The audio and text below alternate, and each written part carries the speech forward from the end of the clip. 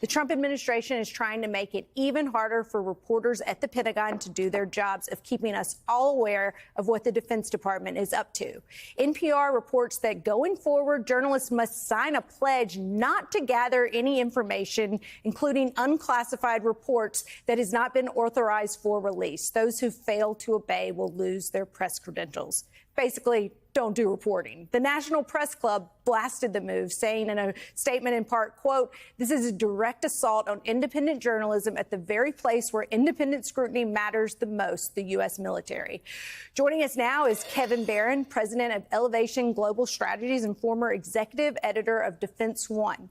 He's also the former vice president of the Pentagon Press. Okay, Kevin, this strikes me as the most insane press policy I've ever seen coming out of the Pentagon, and that has to say something. Basically, they're saying don't report on anything that you find out because you're reporting in a motion that literally would have prevented all of the great accountability journalism that has happened over the years about our country going to war.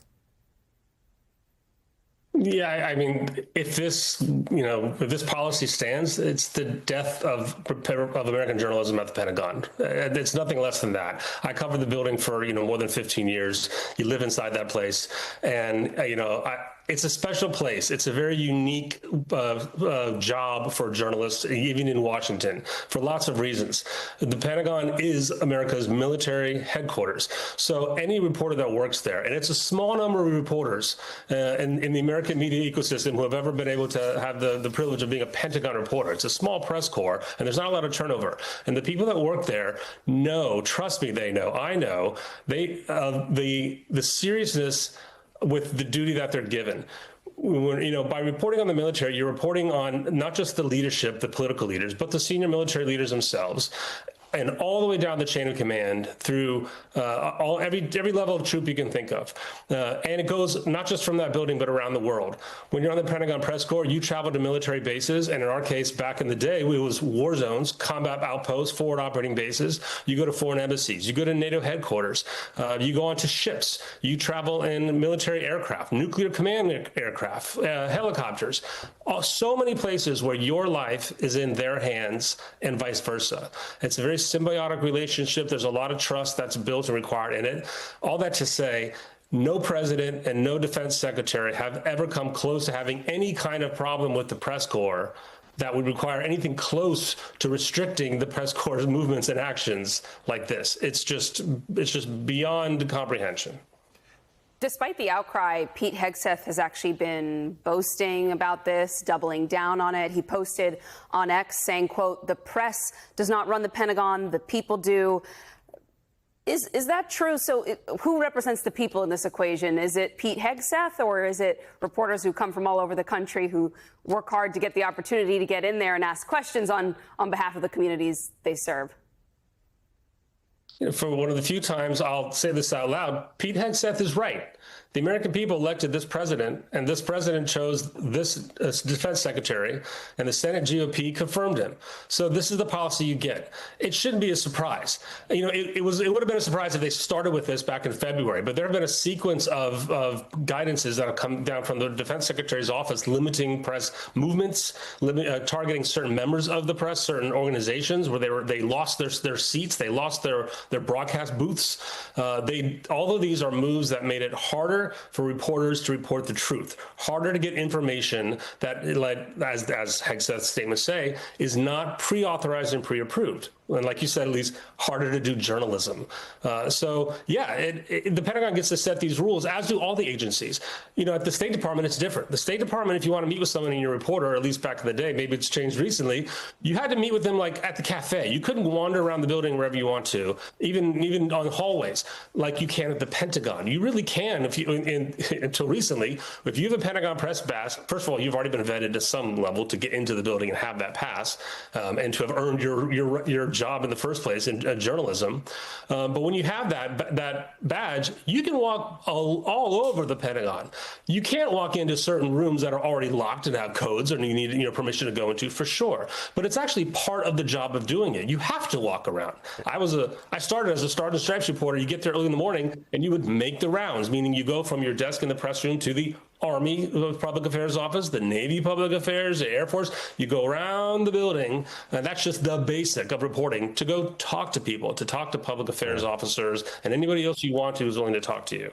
I was going to say that maybe the silver lining in all this is that you don't have to do the reporting, because Mike Waltz or Pete Hegseth will put you on a signal chat and they'll just report to you all the military plans, and then you can report on that.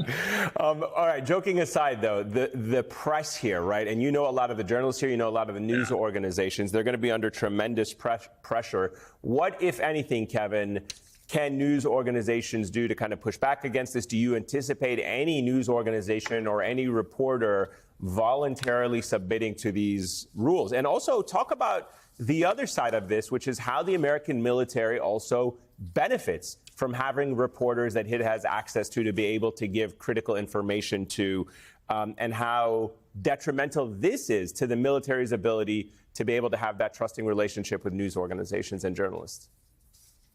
Sure. First, I don't know what anybody's going to do, but I was the executive editor of a newsroom for 10 years. I had, a dozen reporters working for me over different times.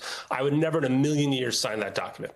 I would never in a million years, and neither would, I think, the publishers or the owners of my publication. I do expect there'll be lawsuits pushing back on it, but in the meantime, what are you going to do? The Pentagon came out with this guidance, and it's saying, once they have a couple weeks of going through issuing new passes, if you want to go pick up your pass, you have to sign that document. And they're giving you 5 days to consult with your counsel and make the decision. And after 5 days, that's it. You don't get to come into the building, which means if they have a press conference, do you have to sign that document for pre-authorization to be a part of a press conference for live breaking news that's on TV? Or you got to go back and write your story without getting it approved? I mean, no one's going to put up with this.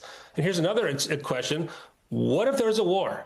What if war breaks out again, and it's anything like in the old days of Iraq or Afghanistan, where we had to apply for embeds to go into war zones with military protection, and that system, which actually, and you could argue, worked out, okay in the end in a lot of ways. Yeah. But there's a million questions that we just don't know. But no, I don't expect that anybody would sign this, except the journalists there who are not really journalists, and they're not from real newsrooms. They're from right-wing media operations that have been granted building access.